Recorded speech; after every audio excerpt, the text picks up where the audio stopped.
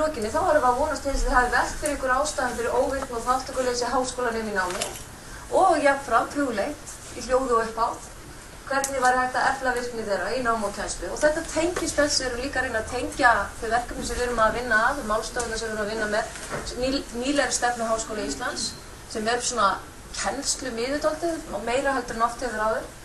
Og þar stefndi meðal annars að lögð verði á fjölbreytta kennsluhætti sem hvetja nemendur til virkra þátttöku í námi. Þannig þetta eitt af stefnu miðum Háskóla Íslands. Og fyrirsögnina fékk ég úr bréfi frá kennara sem var einn af mörgum sem hafa áhyggjur af þessu ástandi, þessari virkni, skorta virkni nemenda og áhugaleysi.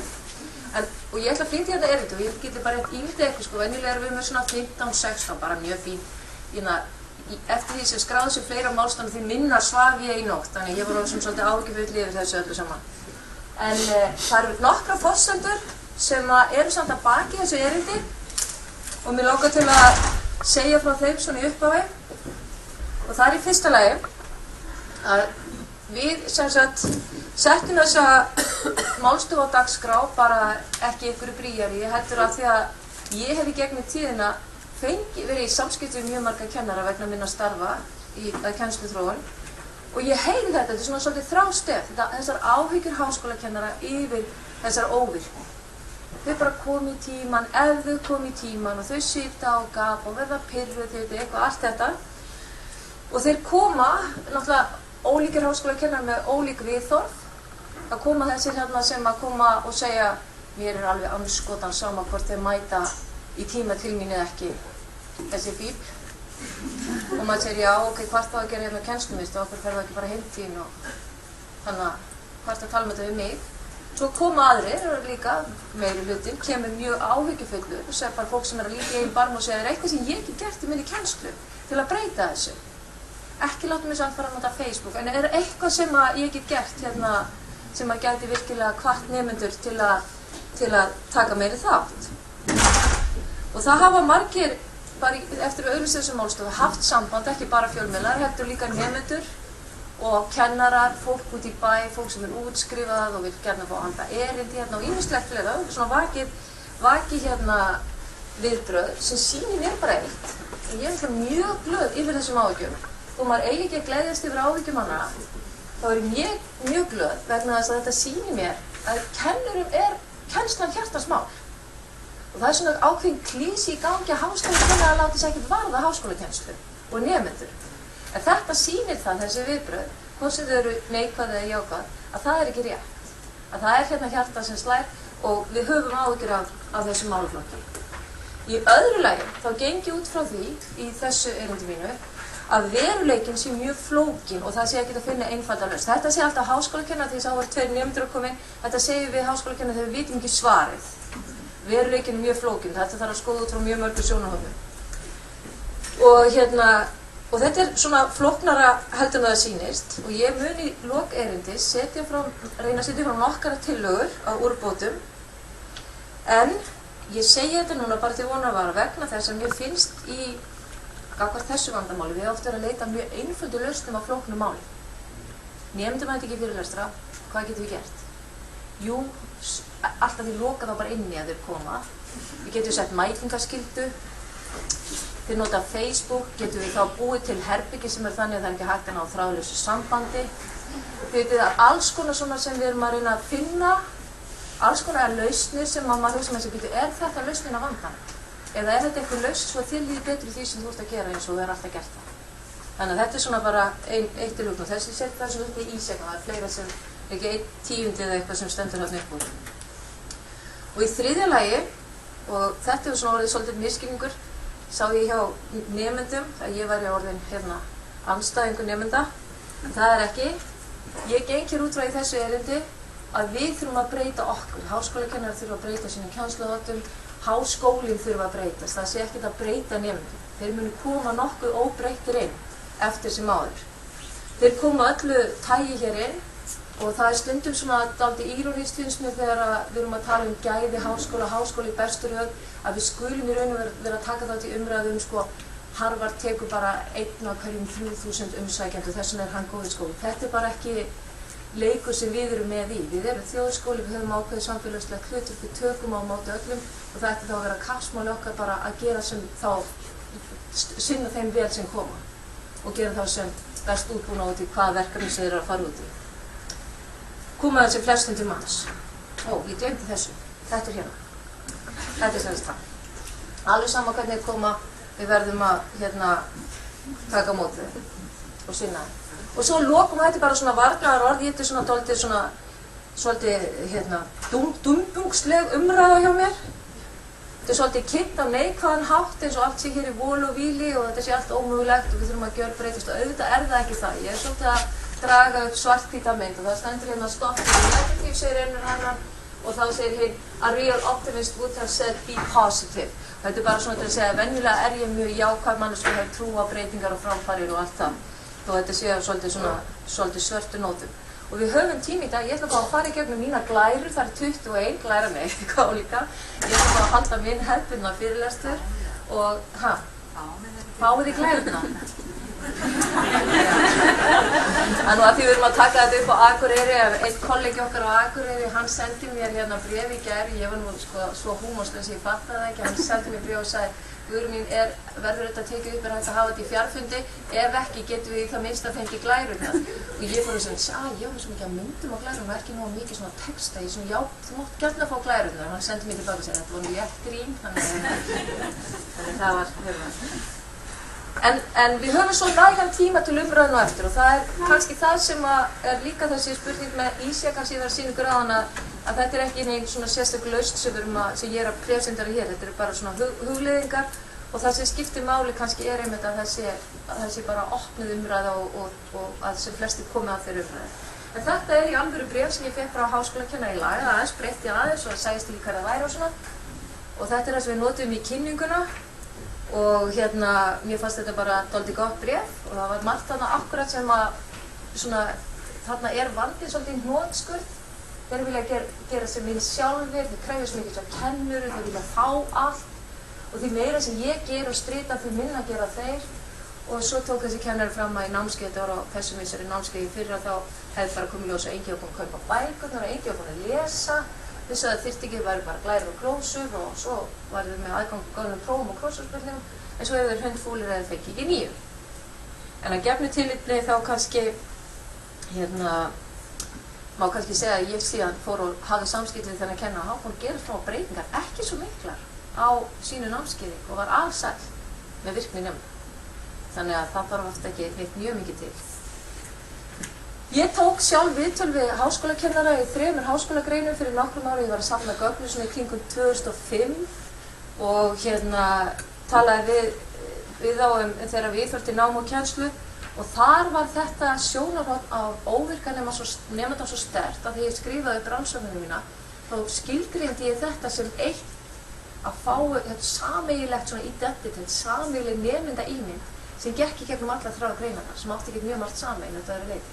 Og rönnu markmið og ólíka leiðir og ólík viðhorf til nemenda en alla greinarnar 3 töluðu þennan óvirki nemendum. Kennararnir höfðu áhyggjur af þessu. Og bara svona til að sýna ykkur aðeins smá dæmi og þetta eru sem sagt svona orð sem eru sögð fyrir 7 ára, þannig að þetta ekki alveg nýtt vandamál. Stundum sitjaði bara blank og ég reyna að spyrja þetta alltaf spurninga og reyna að fá þau svona involverandi nýsam.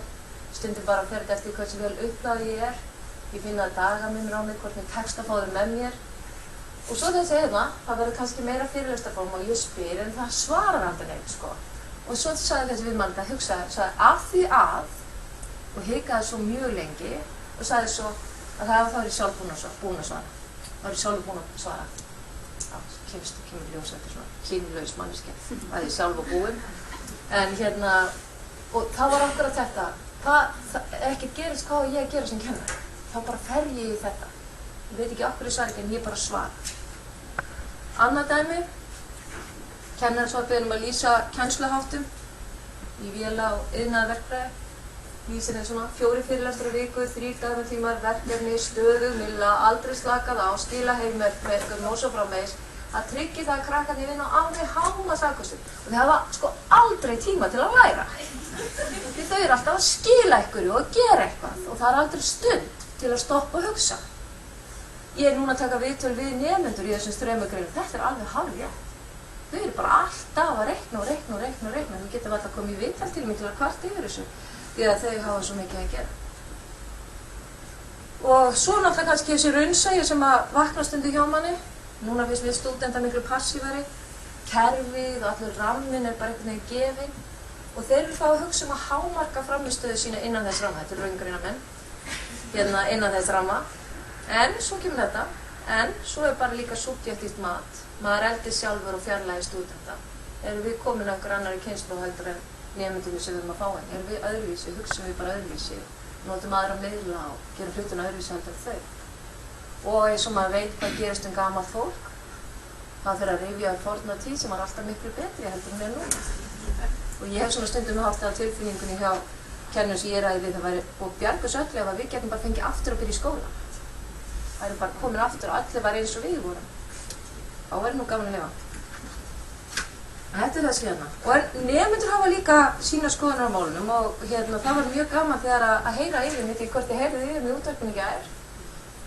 Þarna mjög slæm mynd reyndar af nýjum formanni stúdentarráðs, Söru Sigurðardóttur og Heimi Hannesinni sem fulltrúi nemenda, hagsmunafulltrúi í Lánasjóðnum. Og það var farið á Háskólatorg og rætt við gestur svona gangandi, nemendur svona tilfallandi. En síðan var gott viðtal bæði við Sigurð og Heimi og það þarna eins og stendur við því hvort þið sjá þetta. Einn nemandi sagðist aldrei lesa fyrir tíma, annars sagðist vel geta vinnið fulla vinnu og lesa fyrir próf og það gengi ágætlega, það reddast bara og svo framvegis. Og nú veit ég ekki hvað græðunar, Gretti farin, nú skulum sjá hvað gerist. En bara til að gefa ykkur sýnisotni ef þið hafið ekki hlustað. Við ætlum hins vegar að koma núna að... Svörum og svona meðan aðrir... Hvert svör? Nei, það ger ég heldur ekki. Ég rosalega mikið þannig að ég vinn rosalega mikið pressu, ég ger alltaf síðustu stundu en það hefur alltaf bergast þannig að ég hef ennþá ekki þurft að læra næstingunum. Hér eru mikla kröfur til kennara að þeir leggja fram glósur og svona á netið. Fyrir nemendur sem þig þá það mjög mikilvægt, já, að þeir geri það og séu með góðar skrifafræði. Þannig að jú, ég geri það. Þannig að þú þrýstir á kennara til að gera það? Já, líka því að hér ekki mætingarskylda. Þannig að mér finnst að þeir þurfi, ef þeir hafa eitthvað merkilegt að segja, þurfa þeir að hafa þannig aðgengilegt fyrir þá sem ekki mæti tíma. Þannig að ég geta það. Eitthvað hér við kennsluhættunar sem að þú vildir breyta? Til dæmis í félagsráðgjöf sem ég ræða. Já, ég ætlaði nú ekkert að spila það heldur. En stuttu seinna komu svo fulltrúar nemenda, Sara og Heimi, og voru svolítið slegin yfir þessum niðurstöðum. Þannig að það er alls konar nemendur hér í háskólanum. Og það þekki ég líka úr þessari rannsókn minni, og þetta eru ekki margir nemendur, þetta eru 12 nemendur sem ég er búin að fylgjast með núna 3. ár, frá því ég byrjaði í skólanum, að þau eru ekki þessir óvirku áhugalausu nemendur þegar þau eru að tala við mig sitt nám. Þau koma inn af því þau vilja skilja heiminn og af því þau fara í mannfræði, þau halda að það sé hægt að nota mannfræði til að skilja betur fólk og samfélagi. Þannig að þau eru að koma þarna á einhverjum svona alls konar innri hvötum. Nú, hvernig fer ég eftir þetta? En þau benda nefnilega á það líka, Heimir og Sara, að þau sést að áhyggjur af geðum kennslanum í Háskóla Íslands, einnig þeim mikla fjölda sem í mörgum greinum, allt upp í 400 manns í einu. Háskólanemendur hverfi margir í fjöldan og tali jafnvel við kennari í fyrsta sinn þegar það kemur að loka ritgerð. Þau bentum víst fleira, eins og það að byrja í námi og fara á fyrsta námsári sitt og vera í 100% lokaprófi og fá ekki endurgjöf á það sem maður er að prófa fyrir í lokin. Þannig þau voru með ýmsar góðar ábendingar í sínu viðtali og ég bara hvet ykkur til að hlusta á þetta viðtal á Rás 2 í gær. Nú, þetta kom í gær. Ekki hringi þetta númer, þetta er Baldur Sigurðsson bara eins og ég gáði, sko. En einn samkennari mér upp í Stakkarhlíð sagðist hafa tekið þessa mynd snemmi morgun. Kennsla hefst leið og einhver kemur. Hringi í síma 693-384-1. Og einhver lætur sjá sig að kannski þú þarf að vera að mæta ef enginn mætir. Þannig að og þetta er svona eitt dæmi kannski það kennarar vilja bregðast við á margan hátt og þetta er svolítið, ekki fyndin, þetta er svona mjög athyglisvert dilemma sem ég heyri hjá kennurum. Ég vil gera vel við nemendur mína, ég vil gera þeim námsefni aðgengilegt, ég skil að þeir vilja upptökur af fyrirlesturinn mínum, ég vil að þeir fái þetta og þetta og þetta, en er ég kannski að gera það ósjálfbjarga? Er ég búin að dekstra svo mikið við þá? Að ég er búin að leggja mitt á mörgum til þau eru ónýti bara. Get ekki lengur gert það. Þetta er þessu ótekur börn sem enginn vil giftast svo eða eitthvað svoleiðis, þannig að þau eru bara hálf ónýt. Og fyrir nokkrum ári þá sem strax ég á grein eftir fræðikonuna Söru Jóðmann, sem ég held að sé skosk. Og greinina settum við inn á heimasíðu kennslumiðstöðar, þannig að þið getið nálgast hana ef þið viljið þar. Og þessi grein var skrifuð 2001 og heitir Alienation and Engagement. Og þar í þessari grein hún að nota sér þetta hugtak firring, alienation, til að skoða námsreynslu nemenda í háskólum. Og mér fannst þetta strax, þetta kveikti svolítið í mér þessi grein, þannig að allir háskólakennarar sem hafa komið á lengri námskeið hjá mér hafa þurft að lesa þessa grein og deila þessar gleði minni svona mismikið.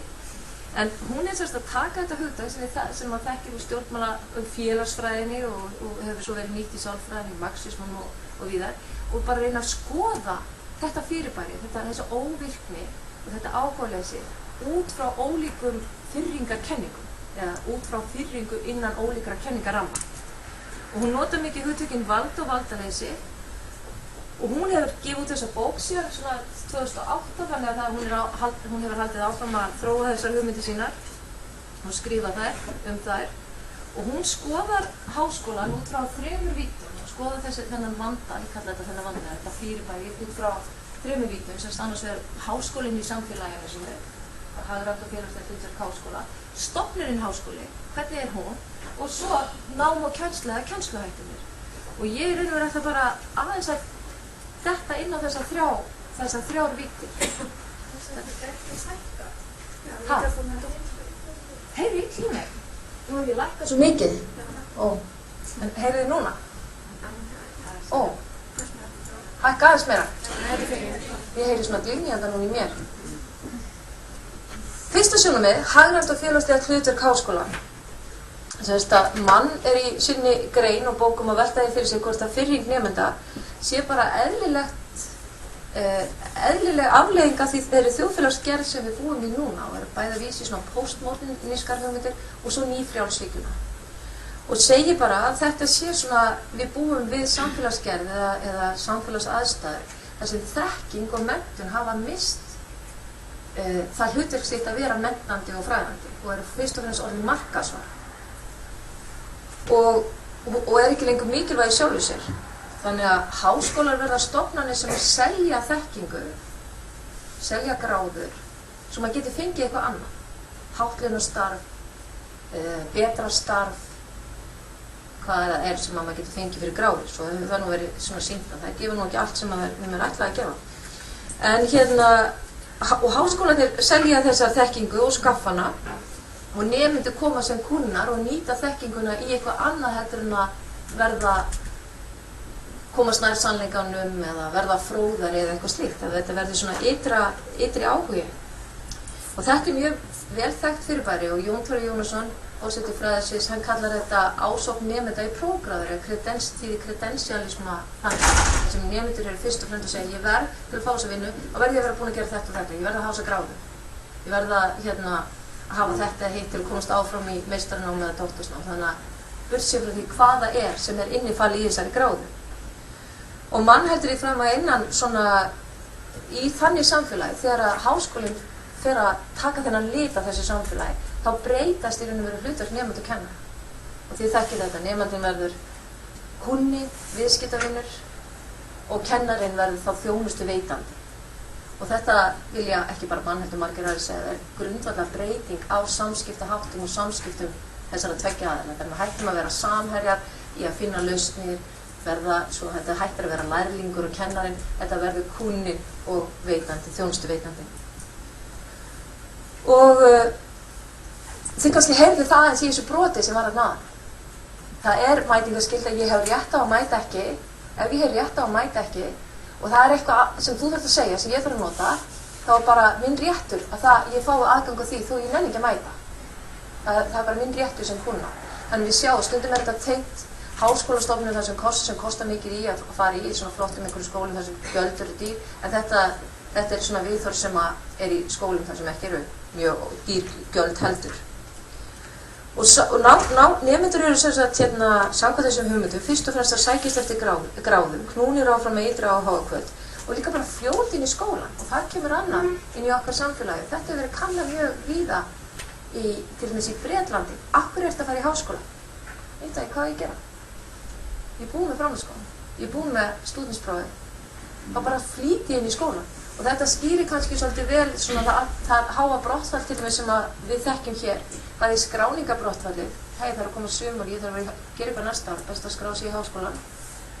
Og líka þetta að nemendur tolla ekki út árið og einn af aðal lykilkvörðum fyrir gæði hjá okkur í nýju stefnunni til dæmis hvort að nemendur skila sér yfir á annan. Því þetta áhyggjuefni í skólum.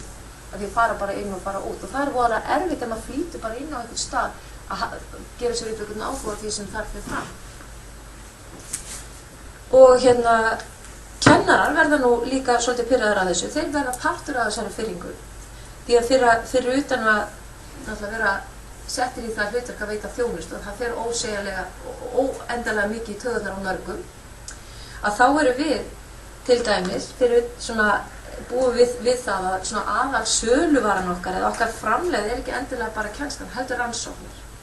Þannig við búum í samfélagi við háskólastarf hér þar sem að rannsóknirna skipta miklu meiri máli, hvað varðar framgang, hvað varðar fjárveitingar til skóla heldur en nokkuð tímar kennslan. Og þannig fer fókusin á kennslunni og þetta mjög erfitt því það ég þekki til margra góðra kennara sem segja ég bara í algjöru kasti sérstaklega nýju kennarar, sérstaklega í huga sem segja bara hvað ég gera. Ég vil sinna kennslunni vel, ég finnst þetta að vera mikilvægt í ráðin í þetta en þú veist ég metin á annan kvala og það hvað ég get gert í rannsóknum og fyrsta árið mitt í kennslu bara svo erfitt ég get ekki sinnt rannsóknum. Þannig að það verður til svona togstreita milli þessara tveggja viðhorfa. Þannig að þessi skoðun sér í raun og veru bara háskólan sem part af einhverju samfélagi og hann bara tekur svolítið lít af því samfélagi og fungerar eftir þeim gildum sem þar eru gildi, eða þar ríkja. Og næsta sjónarmið, það fókusarast á háskólan sem stofnun og einkenni hans og þess að duldu námskrá sem stundum talað og hún svona notar hugmyndir firringu til að skoða þá strúktúr og hefðir sem mæta nemendur þegar þeir mæta í háskólan. Og háskóli verður nú að segja þess að vera frekar hefðbundin stofnun og ekki svona hratt hlaupi hér upp gagnvart nýjungum sem gott stundum en til að ýmsir brandar það sé auðveldara breyta kirkjugörðum í háskóla. Það svona alls konar einhverjir hlutir það hvað háskólarnir hafa mikla hefðartregðu. En mann bendir á það að þegar nemendur komin í skólan, það bara mjög skýr á hvað nemendur, hvað hlutverk þeirra, svo erum við með kennarana, við erum ýmislegt annað eins og stundakennarana sem svona semikennarar en samt aðeins meira heldur en nemendur. Og þessi rosalega stífu hlutverk, nemendur og kennar og hvernig maður hegðar sér og hvernig maður tala við kennaran og hvernig maður tala við nemendur, setur ákveðna hömlur á það hvernig nemendur hugsanlega geta verið. Og þeir geta illa verið öðruvísi heldur til þeir ætlast. Sérstaklega sjáum þetta svona í valdastruktúrnum þess að kennarinn hefur ákveðið völd og nemandinn er valdalítill og getur voðalega lítið gert því ef hann lætur eins og fíll þá bara fellur hann, ekki satt. Því þar komum við á þessu sterka valdatæki sem námsmatur sem alltaf svolítið óþægilegt og svona einkenni á valdastofnun. Það sem allt sem ég gerir lagt undir mat einhvers annars og ég hef ekkert mikið það að segja sem svona ákveðin firring. Þú metur hvort þetta Mér langaði svo rosalega að skilja þessu niðurstöðum í ljóði, því að því miður, það stóð ekki í verkefnalýsingunni hér, þannig að þú fær fall fyrir það. Og þeir kennarar þurfa að leggja mat á það hvort að nemendur eru hæfir eða ekki. Og þeir koma inn í þennan strúktur sem mjög fastur og mótaður, eins og til dæmis mér hefur fundist að við séum alltaf að festa hann meir og meir í sessi þennan strúktur. Við erum að reyna að stytta námstímann, við erum að taka á sumarprófin, við setjum að hámarka það hvort lengi að klára gráður, þannig við erum svona dálítið alltaf að straumlínulaga þetta kerfi meira og meira. Og svo þekkjum við það náttúrulega vel í háskólakúltúrnum og það er svona valda einkenni að það eru kennararnir sem vita hvaða þekking er rétt, hvaða þekking er gild. Ef nemendur svarar einhverju öðru á prófi þá er það bull, ekki satt. Og þeir þurfa sem sagt að tileinka sér þessa þekkingu sem við búum yfir og svo sanna aftur fyrir kennaranum þeir búa yfir hana. Þannig að enn og aftur námsmatið skiptir svo miklu máli. Og ég finn það á sjálfri mér og ég hugsa að þið finnir það mörg hér sem eru háskólakennari. Það óþægilegt í raun og veru, þessi námsmatsdæmi þegar að, og ég sé það ýmsu eins og það eru 300 manns í námskeiðinu og ég ætla að hafa 2 tíma í prófsýningu. Af hverju? Ég kannski koma þá rosalega fáir, ég ætla líka að hála klukkan 7 að morgni, þið veitir, þannig að, og það er ekki, þetta er ekki illgett, heldur er þetta bara eitthvað svona, alltaf þau koma að spyrja mig út af hvað þetta gengur, því, og það er ég að færa rök fyrir, þetta er svona svolítið óþægilegt, og maður getur kunna mjög vel við nemendur og svo lendir maður í einhverju svona annari tilfinningu þegar maður þarf sem að standa fram fyrir þeim einhvern veginn og rökstyðja námsmati. En það er svona dálítið mikið valdatæki þar. Nú, við sem sagt vitum það sem háskólamenn að þekkingin er mjög flókið fyrirbæri, að hún er ekki kassalaga, hún er dyntótt og það er erfitt að höndla hana og það er erfitt að finna hana, en við presenterum hana hér eins og hún komist fyrir í Glærusjó. Við gerum það. Og nemendur tileinka sér þetta annað þannig, þau segja að þau verða reið ef við spyrjum eitthvað sem kom ekki á Glærum. Þú varst búin að segja að þetta væri þekkingin og hvert er svo varin að spyrja eitthvað allt annað? Hvers konar dónaskapur er það? Þetta er að brota einhverju samningi. Þannig að við vitum að svarið er sjaldnast í einhverju svona 24 punktar liti. Við ætlum að vera rannsóknarháskóli, við ætlum að leggja áherslu á rannsóknina því við vitum að þannig verður til ný þekking. Og þetta er eitthvað svona sjónarmið sem við þurfum að koma þá yfir í kennsluna okkar og til nemenda. Nú, og við erum með dæmi, það var eitt svona dæmi sem við fórum, það var skemmtilegt dæmi í einni deild þar sem kennar ákvað að breyta þessu viðhorfi. Sagði ég er orðin bara dauðþreyttur á að vera að mata nemendur á þessum glærum og þeir vilja bara fá glærurnar og þetta er ekki svona sem þekking á sér stað verði til og ég vil að gera það sjálfstæða og efla námshæfni þeirra og ég ætla að hætta að láta fá glærur, ég ætla að gefa þeim breyta kennsluháttum þannig að þeir leita að upplýsingum. Ég geði nú náttúrulega vissulega leiðsögnum hvert þeir eiga að fara, þeir átt að fara á heimasíður, þeir átt að fara í greinar, þeir átt að fara í erindi og svo áttu nemendur að koma saman eftir leitina í hverju viku og tala saman um það og kom svo til okkar, kennarinn og sagði, getið talað við nemendur, þeir eru bandbrjálæðir. Og við fórum og settum svokallaða matsring sem er eitt af því sem við gerum, við fórum að tölu við nemendur og svona reynum að finna hvar landið liggur og hvað er það sem eru ánægðir með og óánægðir með.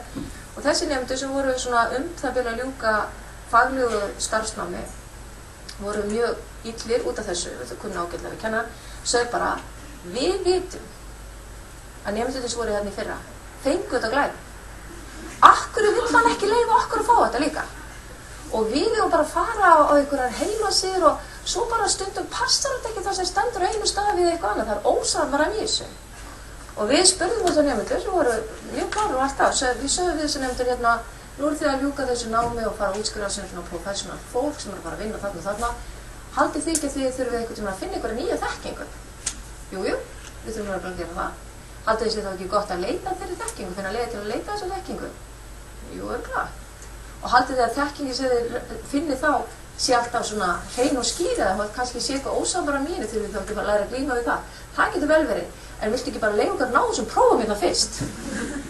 Og það gerum við með því að fá sama drasl og hinni fengu fyrra og læra það, af því við vitum að kennarinn býr til próf eins og hann bjóð til í fyrra. Og hvað erum við þá að gera hér út allar sveitir í ykkur þykjustu leik að vera að finna einhverja þekkingu sem hann er löngu búin að ákveða hvað kemur á prófinu og hvað er rétt þar.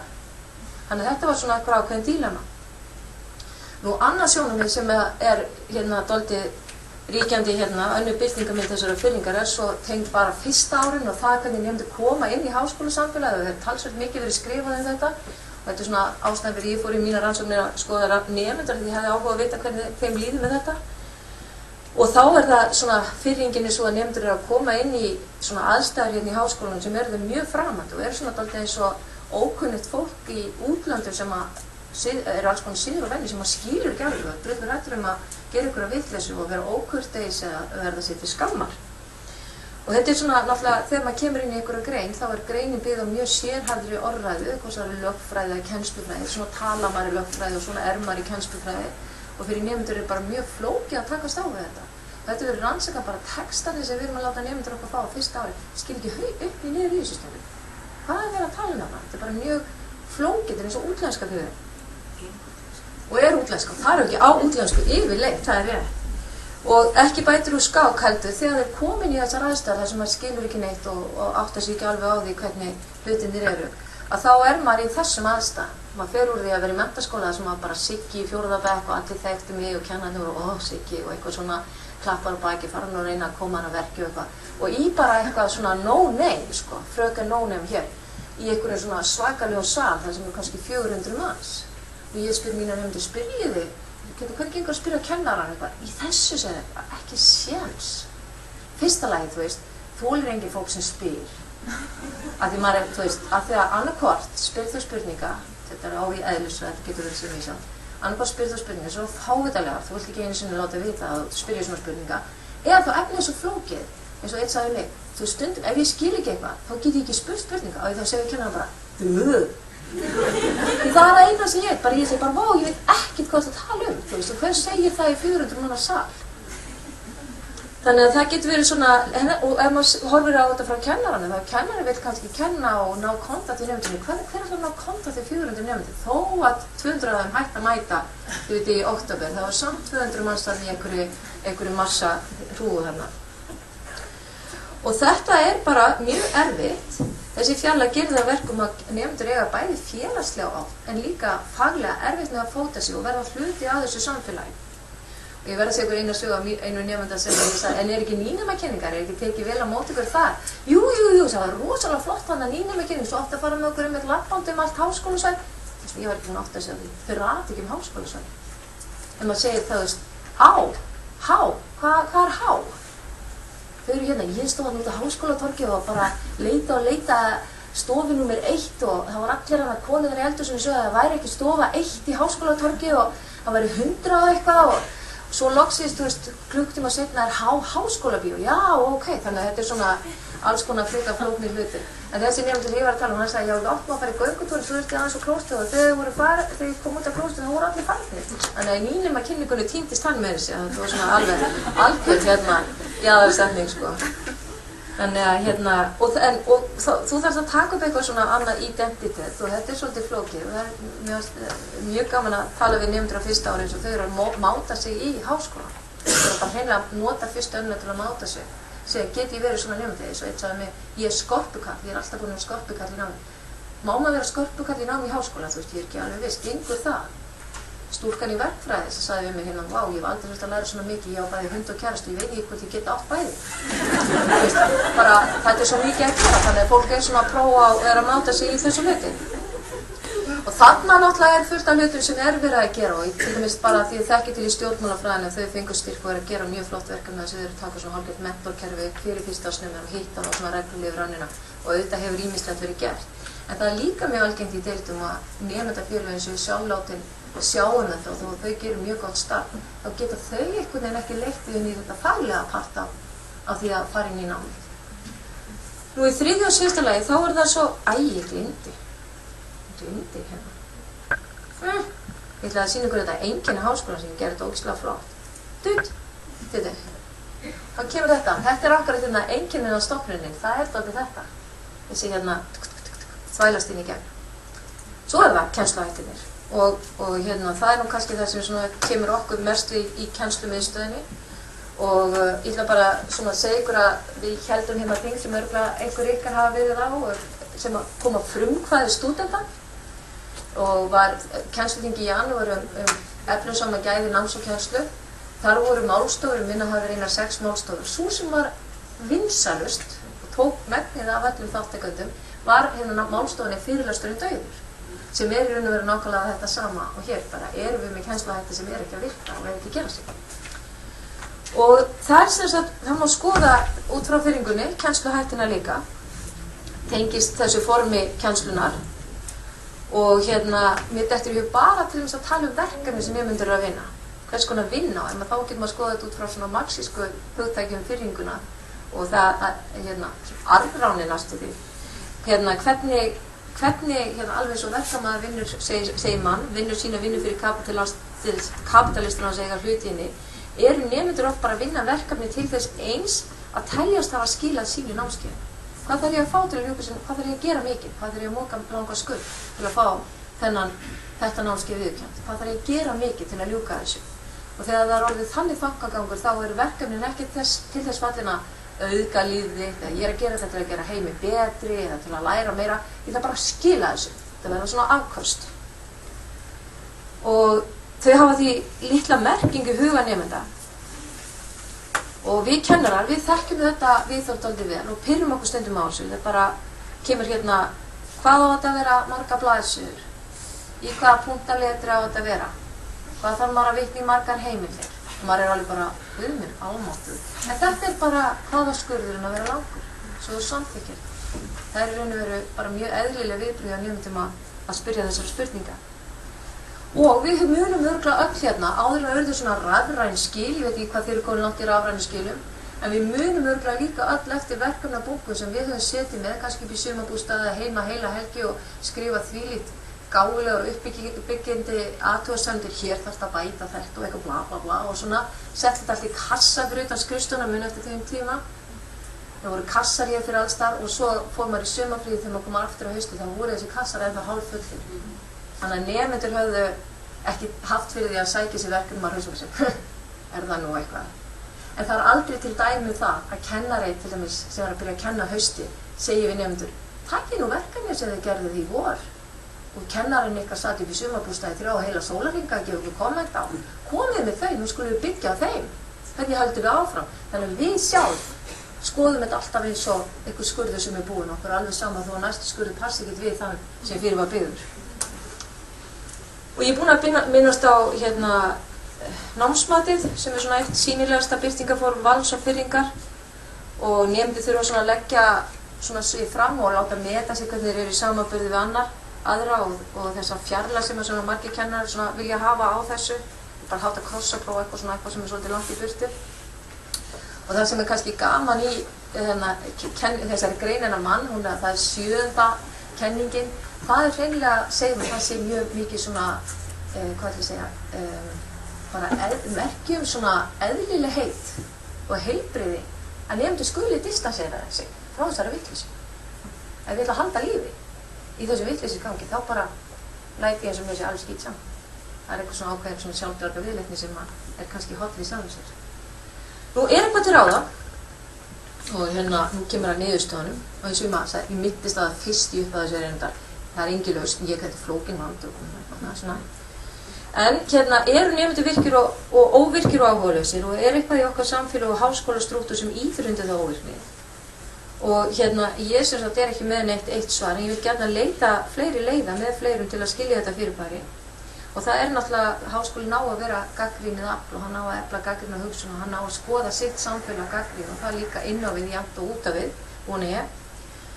Og við þurfum að velta okkur bara fyrir okkur, finnst mér alvarlega, er eitthvað svona í þessari menningu eða eigum að halda áfram að finna eitthvað svona lausnir eins og að hljóðeinangra stofur eða hérna, nota einhverja refsi aðgerðir til að fá nemendur til að mæta og hlusta á okkar ódauðlegu orð. Ég hérna trúi því nefnilega að háskólakennarar hafi ýmislegt námsgengi sinna nemenda að segja, þó við viljum kannski ekki kannast við það ákveð. Og ég tók hérna bara örlítið úr skýrslu sem er kallið brottfarskýrslan og var gerð hérna 2008 þar sem er bara fín skýrsla, þar sem við verið að kanna, virkilega vel að kanna okkur nemendur falla úr námi og okkur velja að hætta og það bara svona sem dæmi þá voru ýmsar ástæður nefndar, erfiðleika með námi, hafði í raun ekki mikinn áhuga fyrir námsleysi í valdi, en sá þáttur sem nemendur töldu að hafa mest áhrif á ákvörðun sína var það sem að Heiður og Friðrik heitin fella undir áhrif skólans, segja bara það eru þarna áhrif skólans sem skipta máli, þetta er ekki bara þau sé ómögulegt. Það er atriði eins og skortur og þjónustu, litlir möguleika til að hafa samskipti við kennara, auðvitað kennslustunda og fjölmenn námskeið, slæm námsaðstæða og eitthvað sem þau kalla léleg kennsla sem var svo kannski ekki skilgreint neitt frekar. Þannig þetta er einhver hluti sem snerta okkur beint okkar og hefur ekkert með nemendur að gera. Og hvað er til ráða? Þetta er svona sambland af því sem mann segir og það sem bara mér finnst. Í fyrsta lagi bara huga að svona almennri gestinni, hvernig komum við fram í gestin? Hvernig komum við fram við fólk sem kemur inn í háskólann hjá okkur? Hvernig tökum við á móti nemendum? Ekki bara, sem sagt, jú það eru pulsur og grilla þarna eitthvað 1. september, hvernig tökum við sem kennarar og stofnuna á móti nýliðum inn í okkar skólastarf? erum við að setja bestu kennararnir okkar á fyrsta árið eða láta við stundakennarana og sjáum þá að því það við nennum ekki að kenna þessa stóru námskeið og svo mikið að fara yfir á verkefnum og svona. Hvernig tölum við nemendur okkar? Tölum við þá eins og, ég er að vera vitlaus að óþolandi. Ég einhvern veginn upplifði það að ég lendi mjög oft í einhverju situasjón þar sem við erum að tala illa nemendur. Og ég treysti því ef það eru nemendur hér saman, þeir tala líka illa okkur á móti þá. Þannig að það sé svona 50-50. Nei, en hvernig tölum við það? Tölum við það eins og þau séu sterkir og öflugir og rosalega jána með þá og þetta var frábært eða erum við svona dálítið pirraðar?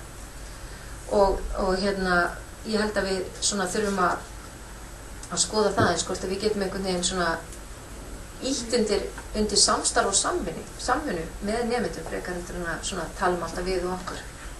Það er öryggi og umhyggja. Það er svolítið hallærisleg orð, en til dæmis þegar ég var að gera mína rannsókn á Viðhólum háskólakennara var ein deild sem var aðal deild í mín sem var vél- og iðnaðarverkfræði og ég var að skrifa mína ritgerð á ensku og leiðbeinandi minn enski sagði svona, er eitthvað orð sem þú getur notað til að lýsa þessari deild? En ég sagði svona, já, caring, og henni fannst það hryllilega fyndið. Ertu að tala vél- og iðnaðarverkfræði deild sem eitthvað caring? Það var svona teddy bear-like, sagði hún eitthvað En það var akkurat það, þarna fann ég allavega hjá þessum kennurum afskaplega mikla svona umhyggju í garð nemenda og voru áhyggjufullir yfir því hvernig þeim leið, það hafi komið eitthvað stórt fyrir nemandi sem fyrirfór sér, það var svona margt sem var að gerast og þau voru svona uppteknir af því að halda vel utan sitt fólk.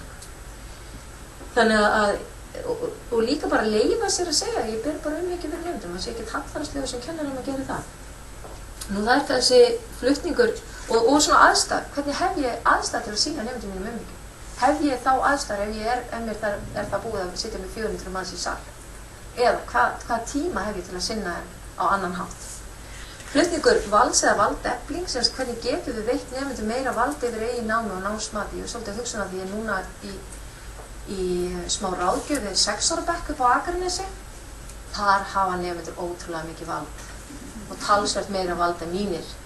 Endur þau 6 ára og mín ekki nema 25 ára og vita hitt í sinn haus eða þannig. Þannig að hvernig getum við leyft nemendum? Það er við kennara að ákveða hvað á að gera í námskeiðunum, hvenær á að gera það, hvernig á að gera það, hvernig á að skila þið. En þetta fólk fullfært að kannski hafa einhver áhrif þar. Mér langar til að gera þetta, mér langar til að fara þessa leið, mér langar til að prófa þetta. Þannig að treystum við okkur svona aðeins til að hafa nemendum meira með í ráðum hvernig við skipuleggjum námið á. Því þetta er það sem þetta er þeirra hluti. Og er hægt að gera þeim það merkingabært á einhvern hátt. Ég tók nú bara ég sá þjóðfræði þættir á myndbandsvef HÍ, eru nemendur sem reyndar í meistaranámi sem voru að búa til myndband, ég veit fullt af svona dæmum, ég hef sjálf bara á sýningu upp í Árbæ sem nemendur hjá Eggerti Þór höfðu sett upp sem liði sínu námi og að því það er Akureyri, eitt af því skemmtilega sem ég gerði, það var eins og fór sem prófdómari norður þar sem að nemendur í kennaranámi höfðu sett upp heila ráðstefnu, bakað, skipulagt, voru með erindi, umræður, þetta var loka verkefni þeirra í námskeiði, þannig að það er hægt að gera fullt af hlutum sem hefur merkingu fyrir nemendunum. Ég þekki mörg dæmi það hér. Nú það er líka spurning, bara og nú er þetta áhugaverð að búa hjá mér, að lokum, sem þess að þurfum við kannski bara einhverja nýja kennslufræði. Og ég hafði svolítið gaman að þessari ráðstefnu gæði, efnum sem gæði náms og kennslu, þá kom Róbert Spano, lögfræðingur, í lögfræðinni og hann talaði ágenga kennslufræði. Og það var akkurat þetta, ekki vera endilega og góður við nemendur, það er ekki vera góður kennari að gera allt fyrir nemendur. En það er góður kennari sem lætur nemendur gera eitthvað. Lætur nemendur gera og Róbert Spano lýsti þessu þannig, hann svona, ég stopp ekki, ég geðum ekkert grip, þau skulu vera virk og kallaði þetta ágenga kennslufræði. Og það er svona hlutur eins og til dæmis skiptir máli að nemendur eru nemendur þáttakendur í þekkingarsköpun frekar en bara þekkingar. Og að því að það er svona mikil áhersla í okkar stefnu núna tengst rannsókn og kennslu, við þurfum að hugsa það. Erum við nú að læra bara rannsóknir annarra og hvernig aðferðafræði maður notar, eða getum við bara strax frá fyrsta degi gert nemendur virka í þekkingarsköpun og sýnt þeim, kennt þeim það að þekkingin er ekki eitthvað sem einhver á, heldur eitthvað sem við sammeila okkur og er alltaf að breytast. Og það myndi þá leysa þetta líka til dæmis sem nemendur segja að 100% lokapróf nemendur þurfa, samkvæmt minni þessum fáu nemendum sem ég talaði, þeir þurfa að fá verkefni og endurgjöf bara helst innan mánaðar frá því byrja í sínu fagi til að vita hvað þeir standa. Nú getum við lagt áherslu á ný kennslufræði sem væri meira áherslu á umræður, þannig að fyrirlestrarhaldið verið að víkja og þau geta sótt þekkingunum sem víðast og við myndum þá nota þennan dýrmæta tíma sem við höfum meira til að vera með þeim, ræða, takast á. Við vorum að fá mjög skemmtilega slóð stundum daginn aðferð sem mann ekki hvað heitir, mástu það að hún heitir, Elva? Það einhver svona krossaprófsaðferð þar sem að nemendur fá bara lesefni fyrir tíman og þetta var í stórum sal, þannig að það er ekkert að segja að ég get ekki gert það, ég kem svo stórum hópi. Þetta var fyrir stóran hóp og nemendur fengu verkefni sem þeir átt að lesa eða lesefni sem þeir átt að lesa og vísanir í það og átt að koma undirbúnir undir tíma. En þeir gera það ekki, segja sumir, en þeir gera það smátt og smátt ef maður gengur út frá því. Að síðan fengu þau krossapróf með bara A og B möguleikum og kannski einhverja 5-6 kjarnaspurningar úr lesefninu og síðan svöruðu þeir heima bara A eða B eftir hvað þeir töldu rétt og svo fór kennslan þannig fram að kenna þess að nú skulle taka fyrir spurningu 1. Hversu margir sögðu A, réttu pant, hversu margir sögðu B. Í þessu tilviki þá var svona skrift með tíma, höfðu 100% nemenda sagt A, þú þurfti ekki að ræða það lengur, þau verðum sammála þessu, kannski fá ykkur rök. Þau erum í næstu spurningu, þar voru 80% sögðu A, 20 B. Kennarinn sagði þetta er áhugavert, nú ætlum ég að biðja ykkur A að finna ykkur að B-ara og sjá hvað er munurinn á ykkar sjónarmiðum. Hvað segja þessi sem eru með B, sem eru öðruvísi en þið? Og þannig sem sagt var svona virkni í gangi allan tíman í umræðu. En þetta þarf tíma og rúm og við verðum að missa yfirferðina. Við komumst ekki yfir svona mikið efni ef við notum þessi kennslufræði. Við erum sagt ykkur það. Og sem sagt, mér langaði bara til, ég er ekki með eitthvað svona lögfræði fetis hérna, ég sem skýtur maður alltaf farin að minnast á lögfræðinga hér í bak og fyrir sem aðal kennslufræði búbbana, en það var bara mjög skemmtilegt að benda á það að bara ljúka með þessu að það var Órator var að veita fyrstu kennsluverðlaunin, þetta eru nemendur með alltaf góða kennara og góði kennara fáið viðurkenningu og það var núna í febrúar og fyrsti kennarinn sem hlaut þessi verðlaun er Hafsteinn Þór Hauksson lektor og í tilnefningu segir Hafsteinn Þór hann er einstaklega færi að komast á umræðum efni og hvetja til gagnrýnnar hugsunar kenningar og fræði. Hann kveikti áhuga nemenda og jók skilning þeirra á annars erfiðu viðfangsefni, enda kom hann alltaf fram við nemendur sem jafningja. Og ég veit ekki hvort þið hafi heyrt Hafsteinn Þór tala ég er búin að heyra tala sína kennslu sín sem er mjög áhugaverð og mjög skemmtileg og hann á til dæmis uppáhaldsklausun okkur í kennslumiðstöð að PowerPoint séu handfæri djöfulsins og segir það, hvað þýðir það að koma inn með 28 glærur tilbúin með pakk og segja nefndir, það skiptir svo miklu máli hvað þið segið.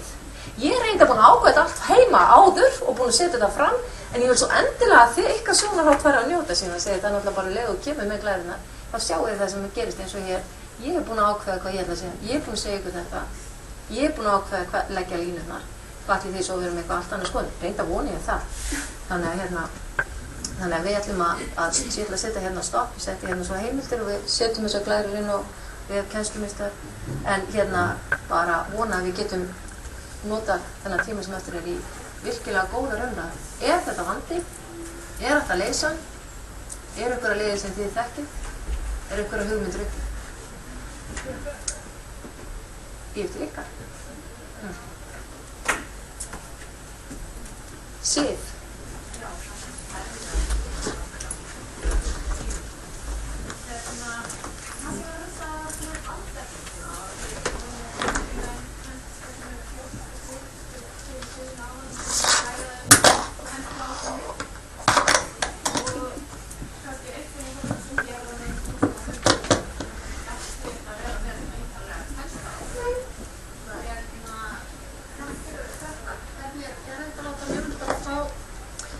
Hæfniviðmið og síðan þróa maður kennsluáætlun í sameiningu. Það er hvað dæmi valkefni? Ég sé að hafði verið til að svara þessu. Nei, maður bara setur fram hæfniviðmið, það búið að setja þau, ræðir þau við þau, hvort þau hafa einhverja athugasemdir, að þetta í þau að geta og svo svo semjum við hvernig við ætlum að ná þeim. Hvað þarf inntakið að vera til þess að þessi hæfni ná, hver þeirra skoðun á því? Það er kannski vandi sem við erum að glíma við sko, þessar hugmyndir, við viljum hérna vinna í anda þessara hugmynda, en á móti kemur það er þessi fjölda háskóli, þessi Mass University, þessi var svo, kerfislega hlutirnir eru svo flóknir. En sko ég ætla að taka fram að mér finnst þetta vera annars vegar þessi stóru námskeið sem eru aðalega á fyrsta og kannski eitthvað eins að það er alveg sér kapítul sem það ræða og svo er það kannski meira hlutin á okkur sem erum það forréttind að vera aldrei með 200 manna námskeið. Við getum leyft okkur svona eins og lúxus eins og ég er að lýsa núna sem við getum rætt þetta við hópin. En meiri segja í stórum námskeiðum hef ég séð það nýtt með góðum árangur að skilja eftir tómar vikur. Og það kannski, sko, að ég veit ekki, ég fekk svona, veit ekki hvort það var á HS Star núna daginn, einhver sem var að kvarti því að hvort það var á menntavísinda, hérna póstinum okkar, kennarar sem sagði, ég finnst hálf óhugnalegt að þurfa að fara að skila inn núna nákvæmum lýsingum af því hvað ég ætla að gera vorið 2013. Það er svona fólk sem heldur kannski maður sé ekki eins og lifandi þá. En þetta er að vera búin að ákveða þýðir það í raun og veru að það má ekkert gerast í greininni minni eða ég má ekkert breytast eða þannig að við erum alltaf að festa hlutina svolítið meiri í sessi og á móti kemur nemendur mjög pirraðir oft tala við okkur í kennslumiðstöð, hringja og segja þú veist má breyta bara kennsluáætlun. Og það er stundum að segja bara, þú veist, þessi kennar segja bara, já, ég ætla kannski bara að auka vægi prósins frá 50 upp í 80 eða ég kannski hættur að hafa, ég ætla að bæta við einu verkefni. Og það er kannski líka erfitt fyrir nemendur að púsla saman að því við erum með svona einstaklega hyggju sjónarmið, ég sé bara mitt námskeið, ég fer ekkert að skipta mér að því hvað er að vera að gerast í öðru námskeið sem nemendur eru í. Þið verður bara sjálf að finna eitthvað samræmi í þessu rugli. Þú veist ekki að ég hjálpa ykkur með það. Þannig ég er ekki, oft ekki að var ég svo heppin að vera í grein þar sem við gerðum þetta, við reyndum að samræma álag og hvenær eru verkefni hjá þér og svo framvegis en það er ekki alltaf hægt að gera það. Þannig að... Kannski að ég fái... Þá sé ég að allir fastið vasanum. Góðan dag og takk kærlega fyrir þennan fyrirlestur. Einstaklega sko áhugavert að koma hérna af því að ég er búinn að veltast í huga mér í áratugi raun hvað mér finnst háskóla kennsla og sko í mínum huga er hún bara einfaldlega ekki í lagi. Þá ætla ég að lýsa aðeins nánar. Mér finnst sko háskólinn mörguleiti, þetta er margar deildir góðar en mér finnst aðra deildir vera svona hálfgerðar útungvara stofnanir. Og ég hef ágætis reynslu vegna þess að ég lauk vísindafræði námi fyrir einum 6 eða 7 árum og skilaði reynda rítirinni sko 3 árum seinna, þannig að ég þekki það. En ég tók til dæmis 40 ekstra einingar og hérna á þessu tíma, á þessu 3 árum, þannig að 220 einingar og það var í sjálfu sér ekkert erfitt. Ég veist þetta nám, nú ætla ég að tala aðeins vísindafræðina, ég veist að háskólan ætti að breyta kennsluháttum sínum, til dæmis í þessu efni. Hann ætti að taka fyrir nýtmeira nám, einn vetur, geti verið fjármál og bókhald, allt sem tengist peningalegur rekstri fyrirtækja, annars vegar var það markaðsfræðin 1 ár, diplóma, hins vegar geti að verið mannustjórnun almennt 3. ári. Í dag er verið að búa til, eins og þú myndist á í fyrirlestunum, prófgráður. Og það er svo þær gildi út allt mannlífið í varðandi störf.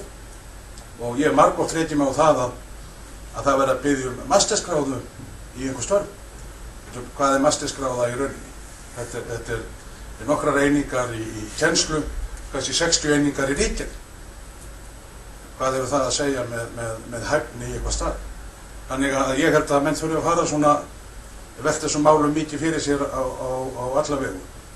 Og annað, í mínu háskólanámi, þá var ég, og þetta er bara eitthvað sem að fólk þarf að hugsa þá á 4 tíma kennsluprógrami, þá var það oftar en ekki að var kennt 2 tímar. Plus mínus. Það var ekki notað tíminn og þetta var meira og minna copy-paste vinna. Það vantar að láta seljuna snúast í mannskapnum. Og það er þetta sem þarf að gerast.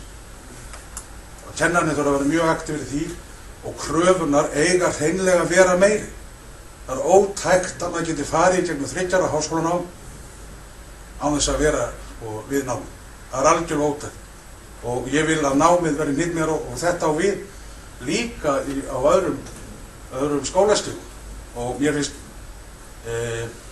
háskólafólk aðeins svona vera að gera sinn hlut alltaf aðeins og mikið, það verður bara að fókusera á þetta á að vera skilvirkt nám og þetta á að vera það sem menn er að reyta svara. Björg? Já, komið sæl og þakka kærlega fyrir mjög hnitmiðaðan og góðan fyrirlestur. Ég veitti nú athygli að hann var 55 mínútur og einhvers staðar las ég að maður hefði ekki athygli nema sko fyrstu 10 mínúturnar í fyrirlestri eða 20. En þessi fyrirlestur sannaði nú að það er ekki sko undantekningarlaust því að þú hélst allavega minni athygli mjög vel og margt áhugavert sem kom þarna fram. Sko við erum mikið að fást veit í lagadeild og þú nefndir einmitt þarna kennara hjá okkur sem eru nú svona flaggskipin okkar í kennslunni og eru fyrirmynd margra í allavega okkar deild og nemendur eru líka að taka þátt í eins og með þessum verðlaunum að svona hvetja kennara til þess að íhuga þetta form sem við erum með sem að sérstaklega á fyrsta árinu eru dæmigerðir svona fjölmenni 200-300 manna bekkir þar sem að standa allir sem sitja í stórum sal og kennarinn á sviðinu og eru að reyna að virkja mannskapin sem er ansi erfitt þegar það eru 300 manns út í salnum sko. En það er svo sem eitt og við erum að huga mikið af því hvernig við getum svona lagað okkar kennslu, sérstaklega í fjölmennari hópunum að svona virkari, fengi nefndir til þess að verða virkari. Annars sem er bara langað einfallega að spyrjum og kannski tengist ekki þessum fjölmennar kennslu eða þessum hópum á fyrsta og öðru ári en það er í meistaranáminu okkar, þá verðum við vör við það. Við fáum talsvert af erlendum stúdendum, skiptinemum. Þeir líta bara á þessi sjálfsagðan hlut að þeir eigi að mæta. Þeir sjá þetta öðrum augum og þeir telja til dæmis að sé mætingaskylda og senda alls konar afsakanir ef þeir komi ekki í tíma eða sko á tölvupósti eða virðast bara ganga út úr því sem vísu þeir eigi að mæta. Þeir mæta betur auðvitað en íslensku nemendurnir sem eru orðnir vanir því að bara fá pakkan á netinu og mæta í skrifleg próf. Og svo verð ég mig líka vör við það íslenski nemendur sem fara út til dæmis í skiptinám til Svíþjóðar að einhver var fyrir því fyrir 1-2 árum að hann mætti ekki alla tímana í Svíþjóð í einu námskeiði og fékk það ekki metið því að hann hafði ekki sem sé uppfyllt mætingaskyldu sem var þá klárlega alveg að mæta í 8 af 10 tímum eða eitthvað slíkt og hann mætti bara í 7 og það bara féll dautt niður námskeiðið. Var heilmikil rekistefna hvort að við ættum samt að viðurkenna þótt að fengi það ekki viðurkenndi í skólanum í Svíþjóð. En við sjáum þá að það er allavega virðist vera meira það í útlandum og í erlendum háskólum að sé þessi mætingaskylda og mér langar til að spyrja, er þetta vandamál sem að greinilega alla deildir eru að upplifa í einhverju mæli, er þetta ekki það sem er að gerast í erlendum háskólum sem við berum okkur saman við? Haldið að er alls það verið að reyna að velta fyrir sig hvort það er búið að markaðsvæða háskólanámið og mikið að menn sé að hugsa á sömu nótum og við mjög góð lýsing af þessu með að menn vilja fá sína gráðu og er þetta eitthvað séð íslenskt heldur? Mér langar eiginlega að spyrja því. Ég þórum ekki að svara fyrir það, en sko sömuleyti náttúrulega það er kannski svona hvaða viðhorf við höfum. Ég held sko það hefur sýnt sig, það veit ég allavega hefur verið rannsakað það viðhorf sem við höfum og setjum fram, viðhorf okkar til nemenda endurspeglast mjög gjarnan í hegðun þeirra tilbaka. Þannig að ef við ætlumst til að nemendur mæti, ef við ætlumst til að þeir taki virkan þátt og ef við leggjum vikt á það, þá fara þeir að gera það. Þannig að kannski er þetta einhver partur á okkar kúltúr sem er ekki góður þá kúltúr. Þannig að ég veit ekki, það er kannski fólk hér sem hefur verið í erlendum háskólum og þekkir það miklu betur sko. En ef við höfum til dæmis talað um það í kennslufræðinni, þá eru sum námskeiðin þannig að þú ert að vinna stanslaust verkefni í samstarfi við aðra og þú ert að skila þig verkefnum. Þannig að ef þú mætir ekki þá tíma, þá ert ekki að vinna þína vinnu. En svo á móti kemur upplýsingatækni sko, þar sem að við setjum allt á neti, við erum að fara að taka upp og setja fyrirlesturinn okkar á neti. Þannig að kannski erum við svolítið að ýta undir þessa tilfinningu að ef að þekkingin er bara eitthvað svona, ef að háskólanám felst bara í því að innbyrða þekkingu sem er fyrirfram skilgreind að kenna, þá geti gert það á margvíslegan hátt. Það þarf ekki að vera þarna tíman. Okkur klukkan 8:20 til dæmis, Hafdís. Hún er svo reiðuð mig fyrir að velja þann tíma. En það er kannski einhverju sem þekkja til í öðrum háskólum, hvernig statusinu þar. Arnheiður? Það sé ekki fyrir að vera með þessu. Ég tók mig meistarnám bara hérna í næsta húsi, HR, og þar var mætingarskylda 80%. Og maður bara fjalli þegar maður uppfyllti það ekki. Bara sko einfalt. Við eitt tilfelli þurfti ég að fara erlendis í viku og ég var bara að skrifa bara risa ritgerð í staðinn. Ég misti 1 tíma. Það var bara ósku einfalt. Þetta verið mínu meistarnámi. Já. Já, það er líka í mínu meistaranámi í félagsráðgjafardeild. Það er mætingarskylda og mjög strongt tekið af því. Já.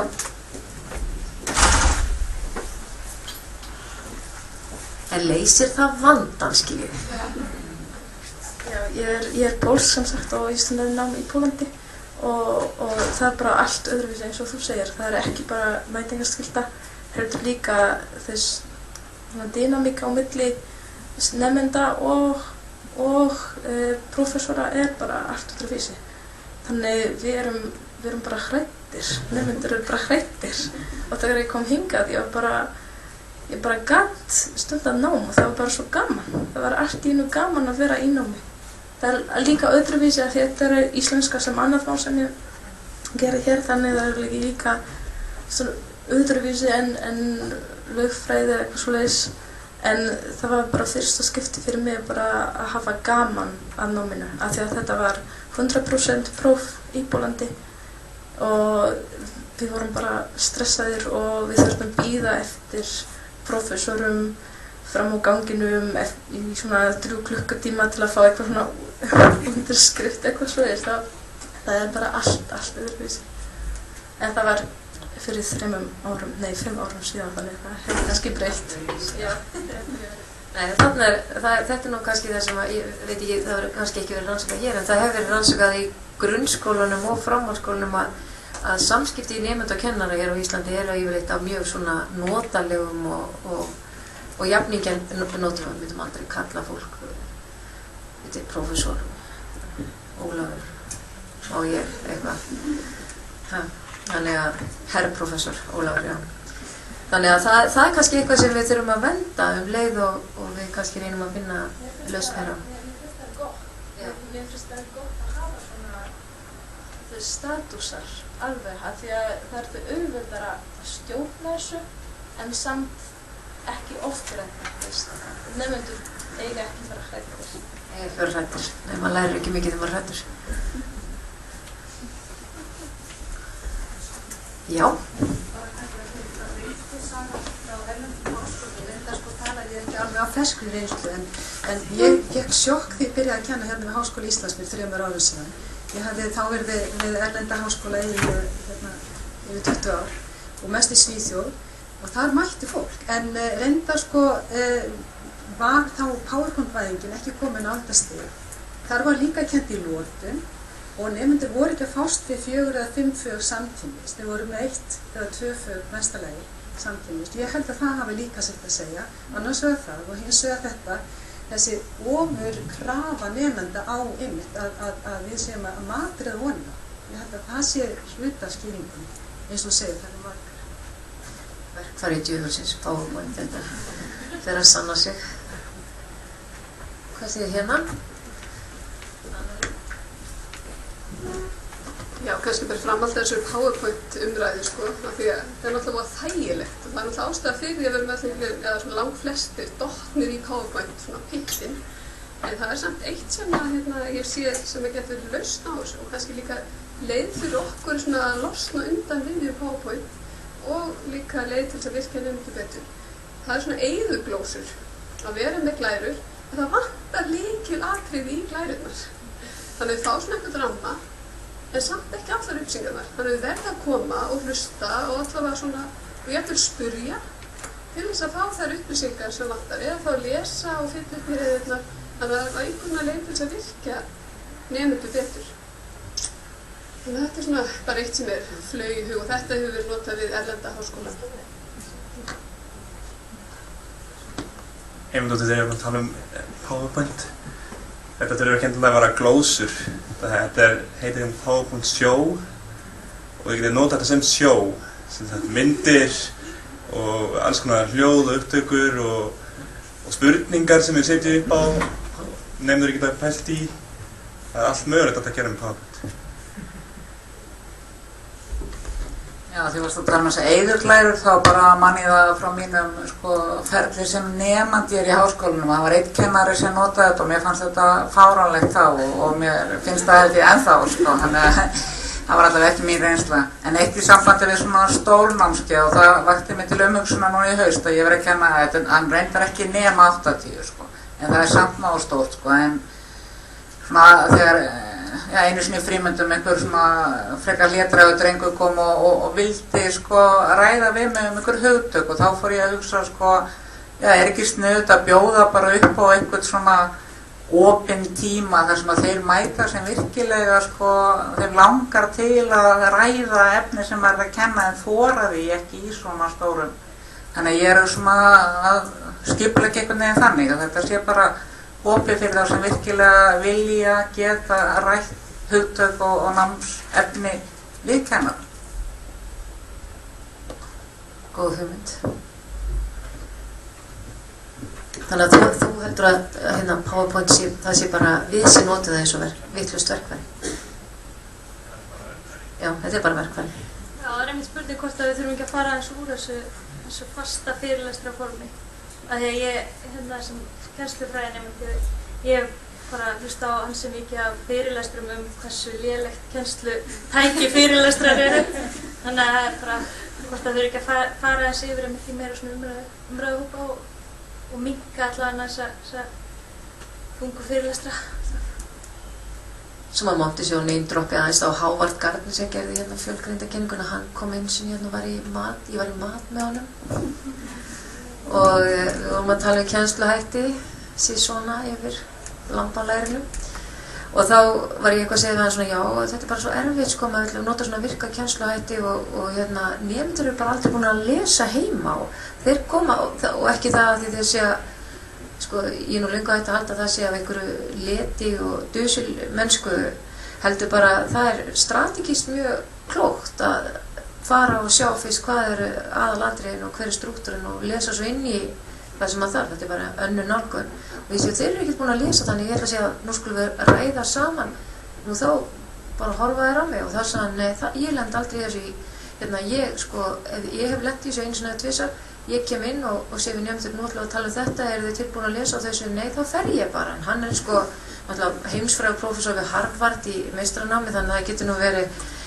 Ég sá í anda að ég segi svona, nú ef þeir ekki búin að lesa þá fer ég bara, svo myndi þau sitja bara og bíða og segja, hvað var þið, laga konunni eða eitthvað. Þeir eru ekkert búin að hissa þessu. Þannig að það er kannski ekki lausn. En eins og þú sagðir Hafdís, þetta er náttúrulega óbúslega munur hvort þegar maður tala til grunnnámið eða meistarnámið. Og efri árin í grunnnámið. Ég held að sé samt að nota hæfniviðmiðin bæði í grunn. Þau eru nefnilega rosalega eins og ég var óbúslega fúl yfir að fara að gera sér hæfniviðmið. Fannst þetta alveg graut og ég var með þessi rannsóknarmisseri. Ég fékk ábygglega boð frá Ólafi það nú ætti ég að gera þetta. En svo er ég bara búin að sjá hvað þetta er frábært tæki. Ef maður notar þetta með nemendum, sýnir þetta mjög upphafi, skoðar hvað teljiðin og við þurfum að gera og sérstaklega verið að skoða færni, að þá náttúrulega áttaðu svo því að það er ekkert sem kennarinn getur gefið þér. Maður ræðir það og síðan ræða við þess að hvað, ég læta nú yfir bara, ég nota voða mikið að láta þau ræða bara 2-3 saman eitthvað og heyra svo hvað hefur komið. Af því að það er nú gjarnan þannig, bara eins og þegar ég var í skóla, það er 1 eða 2 sem svara, þegar maður spyr svona yfir hópin. Og svo að stoppa svona mitt misseri og segja, nú skulum við fara aftur í hæfniviðmiðin og skoða hverju eru þið búin, teljið þið að þið séu búin að ná og hvað þurfið þið að gera meira og hvað er eitthvað sem að stendur upp á mig að gera. Og mér finnst þetta, ég vil bara viðurkenna það, ég er orðin mjög orðin hlynt þessum hæfniviðmiðum, ég sé svo mikið notagildi í þeim. Ég held að þetta sé nú margþætt vandamál, við erum kannski að fókusera á kennsluhættina sem ég sé nú kannski ekki, þú veist, þeir eru mjög mikilvægir og nálægt hjarta kennslumiðstöðvar, gerir það fyrir. En þegar maður fókusar bara á kennsluhættina, þá held ég þetta snúist að miklu leyti tíma kennara. Og allt þetta sem lýst, sem alltaf frábært, að ég held að margir kennarar hafa bara ekki tíma til að gera þetta og þá taka þeir ódýru leiðina sem að matta. En ég held að hinn hlutin á þessu sé að kennarar eru einn hluti, nemendur eru hinn hlutin. Og við erum ekki að tala mikið þann hluta hér. Nei, það er kannski af því að sko, það var bara svona meðvitað ákvörðun hjá mér. Við breytum þeim bara ekki mjög auðvitað. Ég held að það sé ekki þér. Ok, já. Ég skil ekki að hverju getur gefið þið það. Ég held að hlutverk okkar sé einmitt að breyta nefnum. Já, ég er svo sem, það að fara í háskóla að breytast, nákvæmlega. Ég er alveg saman, við breytum þeim þegar þeir eru komin hérna inn, en við breytum ekki hverjir koma inn, eða hvernig þeir koma inn. Nei, kannski ekki, en við getum gert litlar kröfur. Alveg, og ég held að ef við gefum litlar kröfur, þá breytast þið líka. Já, en það setti ég þarna óratórinu, vegna þess að sú kennslulýsing kemur frá nemendum. Og það virðist vera ákall að vera eitthvað sem að kennur okkur að hugsa gagnrýni, eitthvað sem gerir kröfur, þannig að það er ekki endilega þetta kröfuleysi og við erum með það nemandi upp á menntavísindasviði sem að taka viðtölu nemendur til að kanna vinnuálag í námskeiðum. Svona áhyggjur af því að vinnuálag dreifðist misjafnt, þannig að þessi nemandi ákvað að fara, eða fékk styrk til að fara á stað og tala við nemendur og segja býta hvernig lýstu námskeiði sem og þungt og eitthvað sem létt og hver einkennið af þessu og við heldum nú fyrst að það væri kannski auðvelt að fá svar við því en það er náttúrulega komið ljós að það var ekki því að einhverju þykir erfitt námskeið skemmtilegt af því það er eitthvað sem ég hef áhuga á og sé fram og ég ætla að nota og get nýtt mér og sami annar nemandi segir þetta fannst mér alveg hörmulegt en þau þau vissu upp á sig sökina í léttu námskeiðunum. Það er að þau sögðu já það er eitthvað nokkuð námskeið þú veist mjög lítið lesefni, það var eiginlega bara 100% próf og eiginlega ekki neitt og þetta voru ekki mörg, ég skal taka það fram en það voru svona og ég fikk rosalega háa einkunn en þú veist skömmustilfinningi var svolítið svo sko ég var með í þessum leik, það var á sumu leyti voða þægilegt að hafa eitt svona námskeið og gæti ég svona einbeitt mig betur að hinum námskeiðunum þannig að þetta er svona eins og að kaupa skyndibita inn á milli þá sem er svona stífa manneldis stefnu en þannig að þau vita, sko, þau vildu, þessi nefnir sem við töldum, vildu gera vel í námskeiðinu. Flestir nefnir vilja það, en ef þau boðið upp ásögnina að þurfa ekki að gera það, þá er mikið að gerast í lífinu og þá velja það. Og svo er ekki rétt að tala nefnir svona eitt hóp, að þeir eru náttúrulega einn fjölbreyttir eins og hættið til þess. Já, þakka fyrir Guðrún áhugaverðan fyrirlestur og góður umræður hér. Ég heiti Guðný, ég er prófessor á menntavísindasviði. Ég er mjög hissa að heyra alltaf af því að sé skyldumæting á meistarastigi og svona grundvallar skilgreiningar á menntun, til dæmis frá Peters og mjög mörgum heimspekingum, fjalla yfirleitt það að þarna sé eitthvað sem á sér stað að fúsum og frjálsum vilja og hefði til gagnrýninnar hugsunar og svo framvegis. Þannig að þetta meiri sé að gengur svo langt þessar hugmyndir í menntunarsvæðinu sem ég sé að með því að hafa skólaskyldu þá erum við að segja að skólinn sé ekki menntandi, grunnskólinn. Þannig ég held að samanber hugmyndirnar akademíska frelsi og allt það sem háskóla hugsjónum byggir á, þá það eiginlega mótsögn að hafa mætingarskyldu allavega á meistarastigi og mér finnst það eiginlega í BA-stigi líka, hef alltaf verið á móti. Þannig ég held að við hljótum að þurfa að hugsa aðra leiði. Það er einhver annað heldur mætingarskylda sem leysir þetta mál. Þannig erum við bara algjörlega að snúast tilbaka með allar hugmyndir menntun og hvað sé menntandi. Og ég held í öðru lagi vil ég nefna þann punkt sem kemur mikið hérna fram að það er einn af grundvallar mælikvörðum á gæðum menntunar á háskólastigi sem á öðrum stigum það er hlutfall kennara og nemenda. Og við erum hér í Ríkisháskóla með 300 manna bekki og þar sem ég hef verið erlendis í skólum, ef það eru 300 manna bekkir, þá er skipt niður í 10 manna umræðuhópa á eftir, eða 15 eða kannski 20.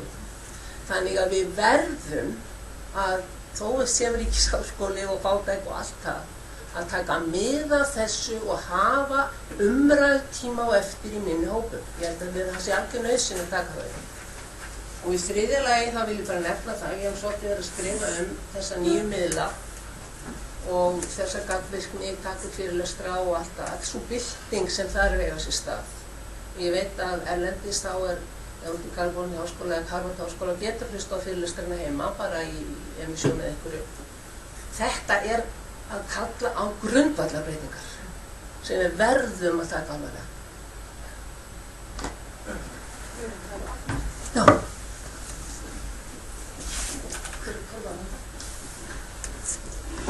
Já, komið sæl, Hjálmar heiti Árnason. Ég vil taka undir þakkir fyrir afskaplega veikjandi fyrirlestur. Langar til að nálgast þetta út frá því að mér finnst þetta vera spurningin það hvort að við erum að kenna eða læra. Og einkenni finnst mér á skólakerfinu, ekki síst á háskólastigi, að þar er verið að kenna. Af því að vitneskjan, þekkingin og sérfræðikunnáttan eins og hún hvíli eingöngu hjá hinum vitra, bara eins og dögum forngríkja, að við erum standandi upp á kassa að predika yfir hinum fáfróðu nemendum. Og það er í raun alveg fáránlegt ef við skoðum hvað er að gerast bara hjá ungu fólki. Það er ekki bara háskólakennarar eða aðrir kennarar sem að búa yfir þekkingunni. Unga fólkið, hvar leitar það að þekkingu? Það gerir það á netinu. Skólakerfið í kennsluháttum hefur, finnst mér, ekki tileinkað sér það. Og þess vegna tek ég mjög undir þetta sem að hér hefur verið nefnt þekkingarviðmið, að notfæra sér þau, auka lýðræðið og að treysta nemendum til að afla sér þekkinga sem að þau síðan tengja við þau viðmið, þekkingaviðmið sem hafa verið sett.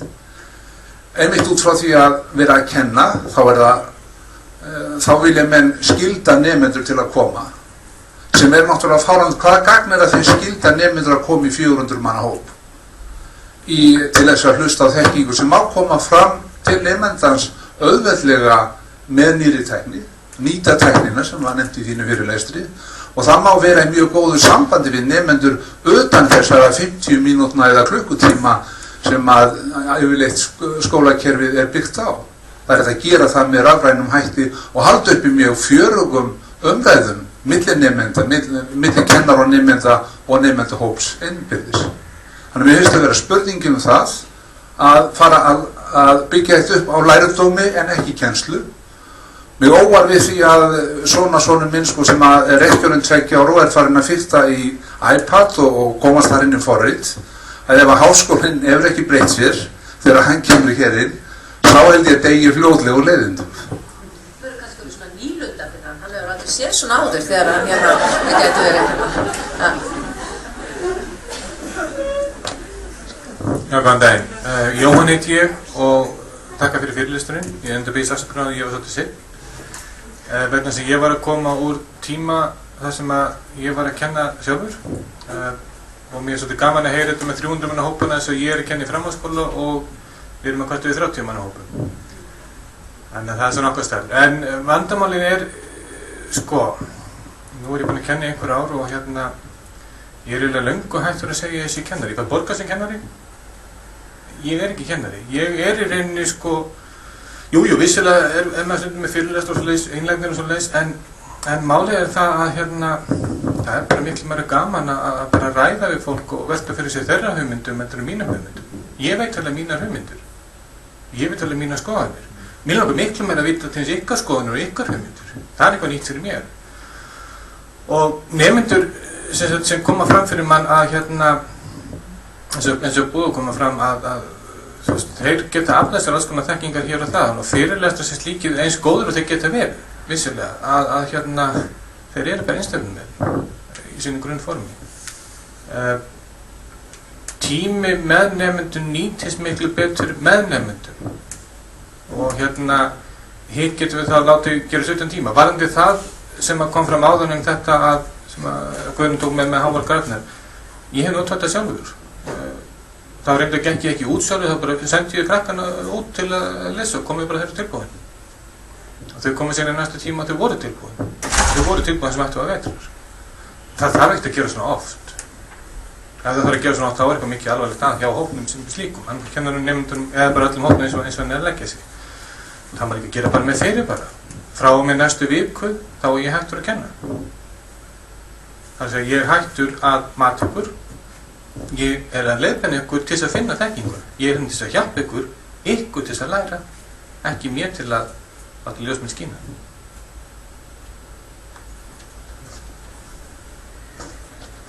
Takk fyrir þetta. Sýn.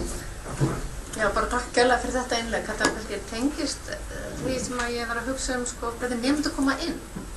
Og hvort annarkvort komi inn passífir sem gera ekki ef þetta almenna kennsluhættir í framhaldsskóla sem var lýsa hér. Það er við inn í þetta passívitet í þessum stóru nemendahópum. Hvort að einhver rannsóknir hafa verið gerðar á því eða er þetta eitthvað sem rennur í gegnum allt skólakerfið eða er það bara hér sem að þau fara inn í þennan mötunarkúltúr og þessar sérfræðiþekkingarkúltúr og allt það sem við erum að glíma við. Sko, ég fekk nokkuð, svolítið á Facebook komment í gær frá framhaldsskólakennurum sem voru sjálfur að segja, getur verið þau komið svona frá okkur, er þetta okkur að kenna? Og ég hef nú bara svo mikla trú á nemendum. Þeir akta bara eins og þeir lesa aðstæður. Þeir eru náttúrulega ekkert meitlaðir í stein á einum eða öðrum tíma.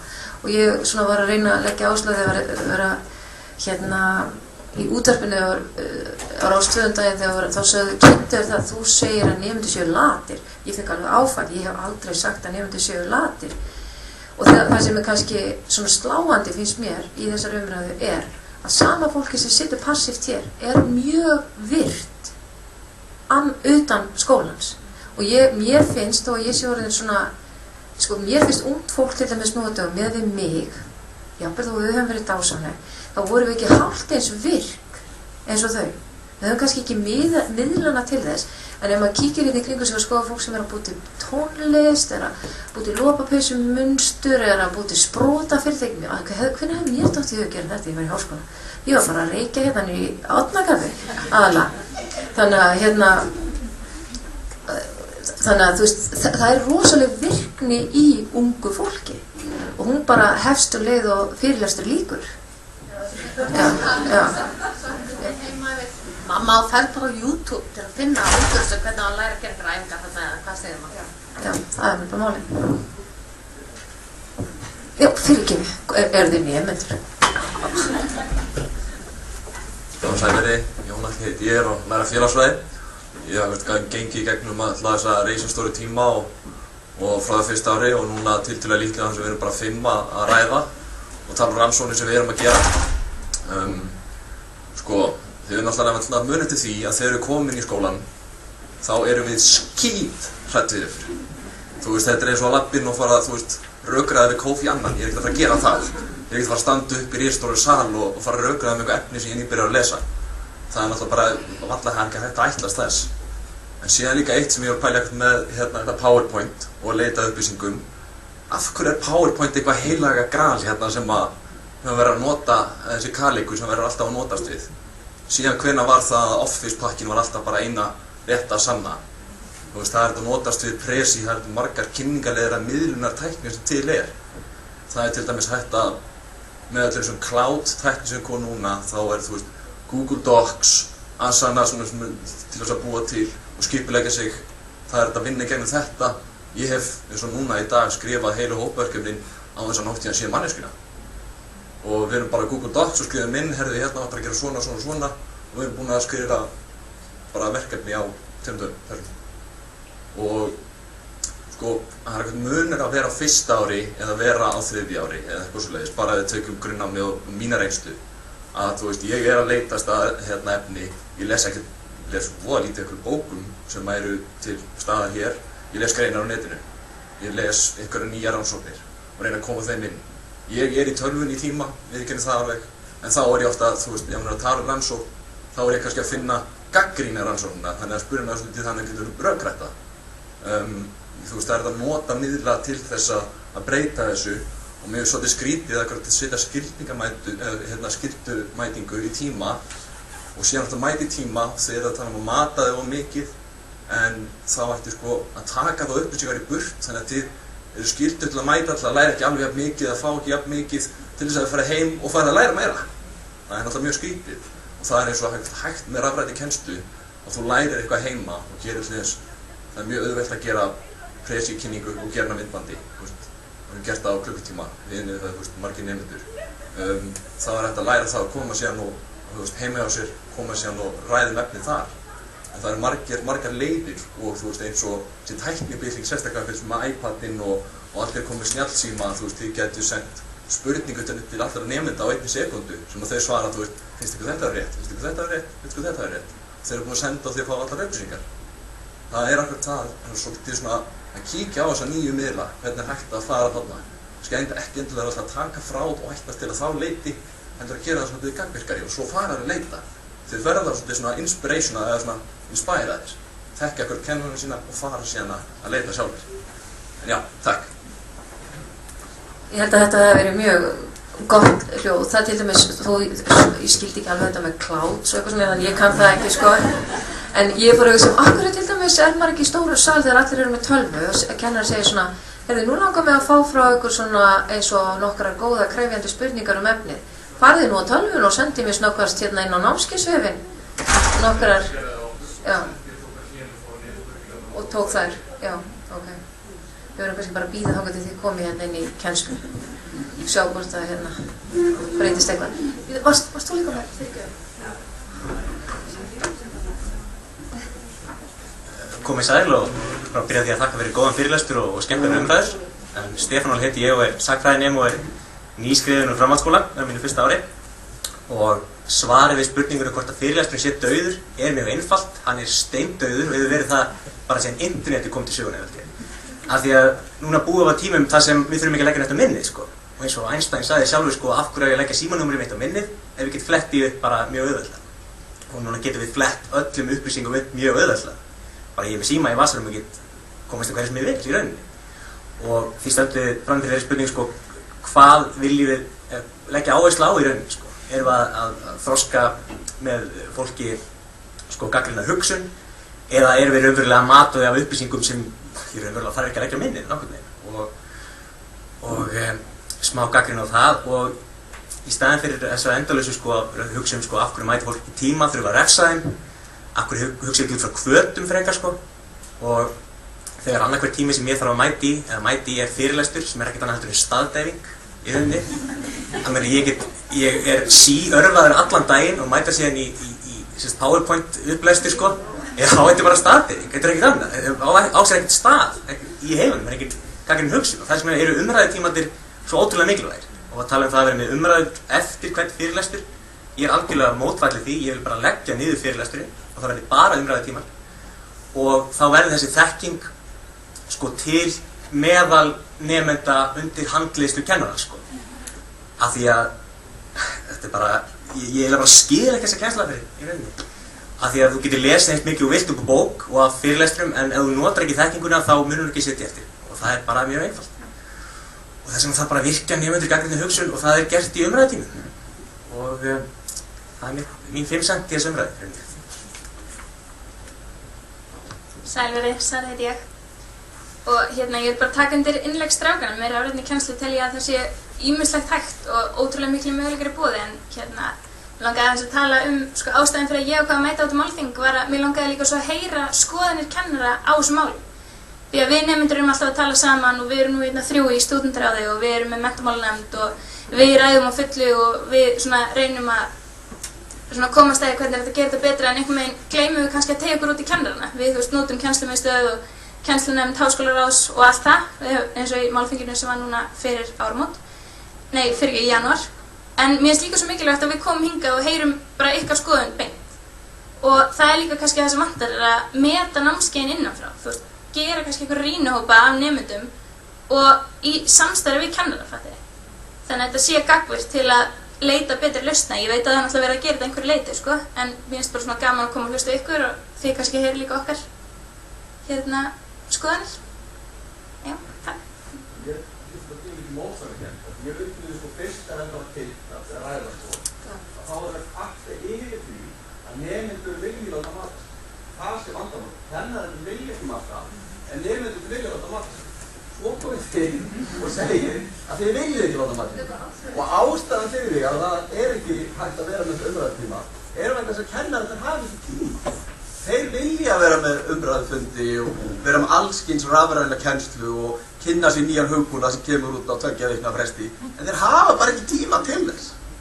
En sko, það er líka ef maður hugsa tíma, þá finnst mér alltaf ótrúlega sorglegt að hugsa til ekki bara allra kennarana hér í Háskóla Íslands og á háskólum á Íslandi, heldur háskólum allan heim sem að flytja fyrirlestur sem enginn að læra af. Það dálítið mikið waste of time líka, sko, ef maður tala tímanotkun og hvernig maður eyðir sínu tíma. Mér finnst ekki við sem að tala svona 20 mismunandi hluti og við hoppum svona einum í annan án þess að koma endilega í því sérstaklega niðurstöðu, sko. Þannig eins og núna finnst mér bara akkurat þetta, meðan nemendur vilja náttúrulega góðir nemendur vilja ekki láta mata sig, en margir nemendur eru sáttir við það að vera mataðir. Það er kannski svona niðurstöðu. En þau eru ekki sáttir við það sem var sagt í það áðan í sambandi við fyrirlestra. Fyrirlestra er ekkert endilega upptalning á staðreyndum. Mín heimspeki gegnum mín feril sem háskólanemi, sem ég var einu sinni, var það að ég mætti aldrei tíma. Ég las bara kennslubókina, allt það sem kennarinn sagði var í kennslubókinu. Þá gæti ég sofið aðeins lengur.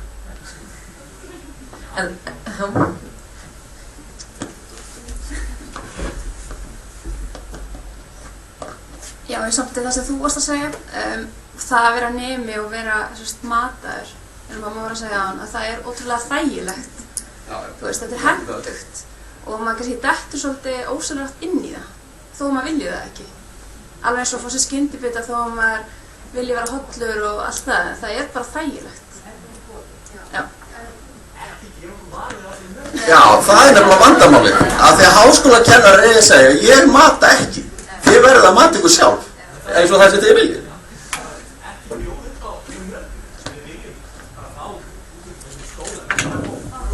Já.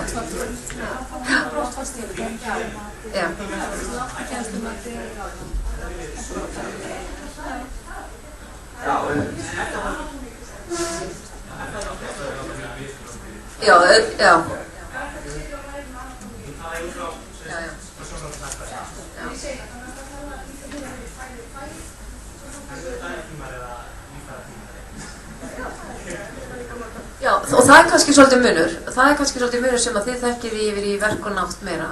Þar eru þið með fyrirlestra stóra, en þið eru með dæmatíma og heimanámstíma og eftir því sem mínir nemendur segja mér sem ég er að tala við, þeir eru að skila stanslaust og fá endurgjöf vikulega á sín verkefni. Og það er bara að tala við aðrar aðstæður heldur en við þekkjum í félags- og mannvísindadeildar sem við erum með mjög stóra hópa á lágu reikniflokkum og það sem bjóða ekki upp á þetta, þannig að þú farð kannski ekkert sem fylgir eftir þessum stóra fyrirlestri. Þannig að aðstæðunar hérna á bara háskólasvæðinu eru mjög ólíkar, en þetta er líka rétt hérna í tekundu með greina. Ég held þetta, það eru góðir nemendur sem vilja ekki láta mata sig, kennarar vilja ekki láta mata nemendur, og ef það eru einhver slæmi nemendur sem vilja láta mata sig, þá þurfum við að gera þá góða og hætta að mata það, Og hér er náttúrulega hjarta vandamálsins sem það að kröfurnar eru orðnar og lágar. Og það hugsanlega hefur eitthvað að gera með reiknilíkan háskólans, þar sem maður borga eftir í hvað eru margir nemendur. Býtur í skottið að þessu þreyttir nemendur. Komið sæl, Berglindi, ég langar bara aðeins til að koma inn í þessu umræðu. Vandamáli snýst nýfrálsíkina sem við erum först í hér.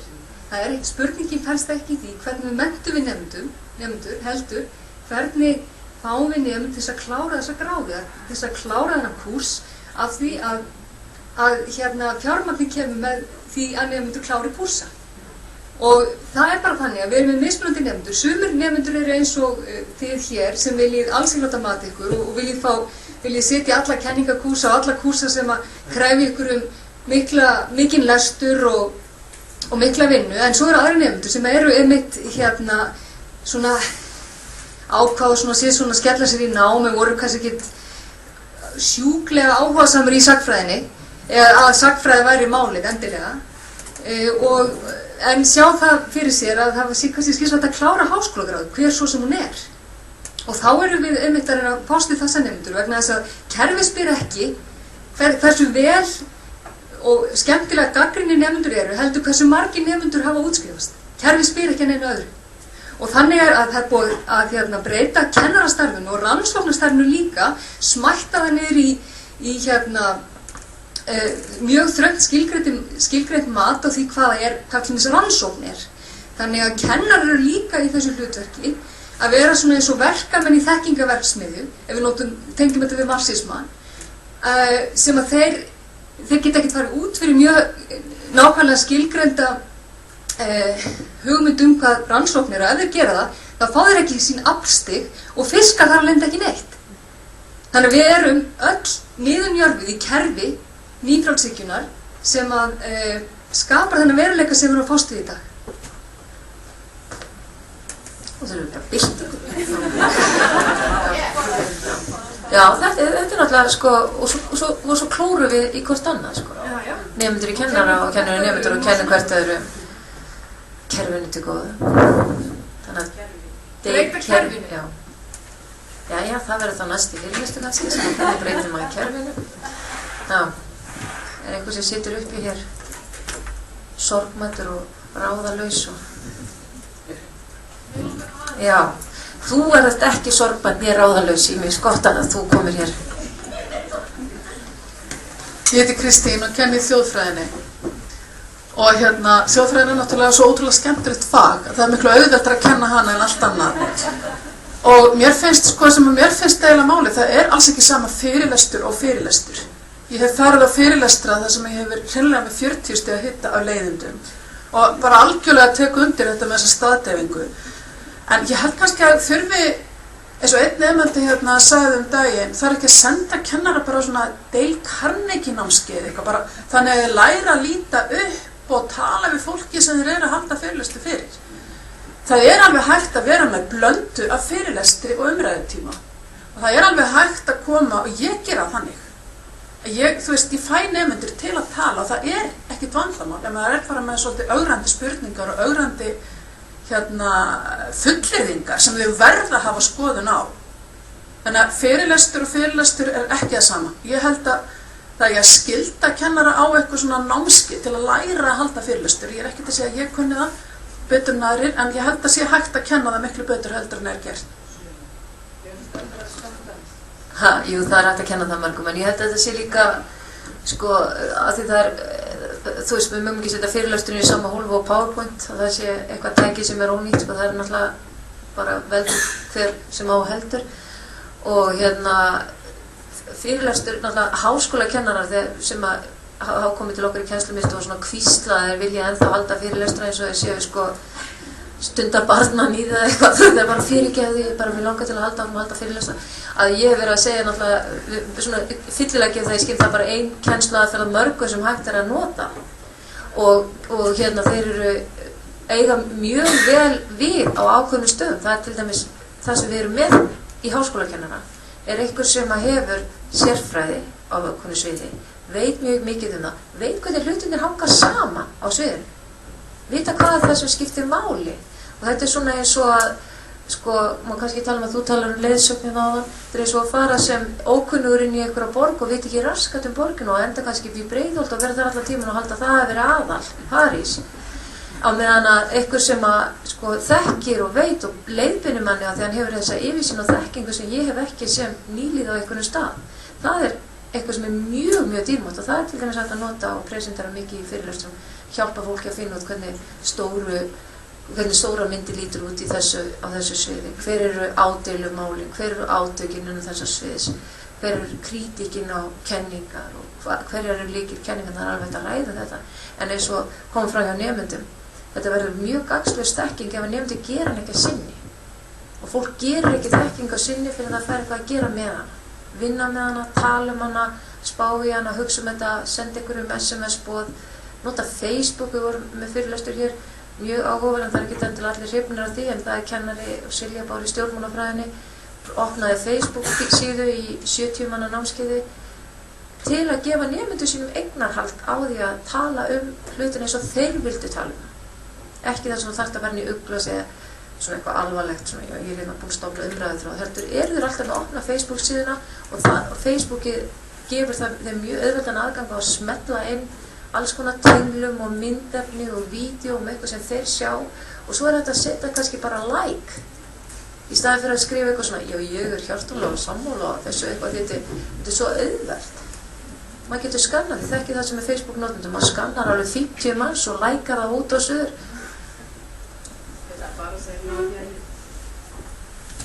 Það fylgdist með Facebook tíma í morgun í fjarnumum, ekki í námskeið hjá mér, heldur öðrum kennara. Og það komu inn, hún setti inn bara Facebook tíma, voru 2 tímar, það voru svona 80 ummæli og það voru svona 20 umræður þaður. Og þetta voru ekki bara, sammála síðasta. Það voru umræður og þær voru að setja inn greinar og vídeo og hitt og þetta. Þannig að þetta var bara tími sem var tekinn á Facebook. Getur við? Heyrðu, ég sé að það er að koma að fara snið á fólk. Er eitthvað sem situr uppi með einhverja spurningu? Þannig að mjög skynsamlegt að segja þetta eftir að maður er búin að segja að það er komið fara snið á fólk. Já, hvernig á að kenna og hvernig eigum að breyta þjóðfélaginu. Það er það sem við förum með út og ég ætla bara að þakka ykkur kærlega fyrir áhugaverðar umræður í dag.